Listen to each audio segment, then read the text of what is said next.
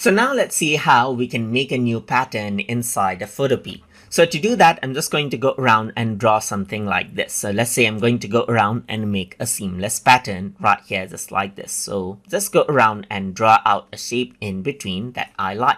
So now I'm going to go around over here onto filter, and then I'm going to go to others right here.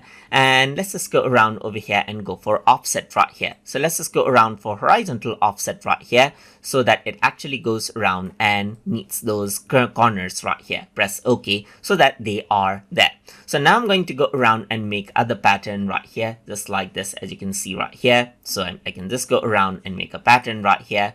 And let's say I want to turn this out into an overall pattern, a new pattern that is. So in that case, I can go around over here onto edit, and then I can go to define new and then select pattern right here. And a pattern is added. So now I can simply go around and let's say, for example, let me just hide this layer and create a new shape right here, just like this. So let's just go around over here, and then I'm going to go around and create a new shape right here, just like this, and drag this around. So I'm going to go around and add in a pattern to this. So to do that, I can simply right click and then go to blending option and then go for pattern overlay right here. So under this particular pattern, you can see that our custom pattern is here. It's this right here. You can change around the offset, and you can go around, change around the scale, and you can see that the pattern is there right here, and it repeats as you go around and scale this down.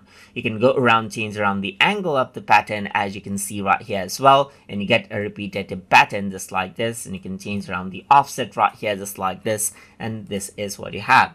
And that is how you can go ahead and define a new pattern as you like inside a Photopea. So hope you guys learned something as always.